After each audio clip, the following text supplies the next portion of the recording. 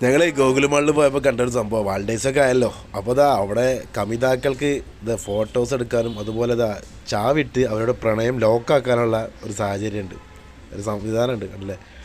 ഓരോരുത്തരുടെ പേരിങ്ങനെ വെച്ചിട്ടുണ്ട്. പർസു, അതേപോലെ അപ്പുറത്ത് എന്താണ് മുഹമ്മദ്, ഇപ്പുറത്ത് കമ്മുകുട്ടി, പിന്നെ താഹിറ, പിന്നെ സെയ്തൽ, ഖദീജ, പിന്നെ പല പേരുകളും ഉണ്ട് കേട്ടോ.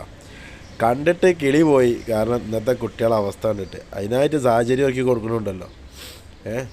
എന്തായാലും വാലൻറ്റൈൻസ് ഡേ കമിതാക്കൾക്കായിട്ടൊരു ദിനം, അതന്നെ ഒരു സംഭവമല്ലേ അല്ലേ. നടക്കട്ടെ. എന്തായാലും ചാവിക്ക് 20 ഉറുപ്പ്യ കൊടുക്കണം കേട്ടോ. അവിടെ കൗണ്ടറിൽ പോയാൽ ചാവി കിട്ടും. നിങ്ങളെ പ്രണയം ഇവിടെ വന്ന് ലോക്കാക്കിയാൽ നടക്കും എന്നാണല്ലേ വിശ്വാസം.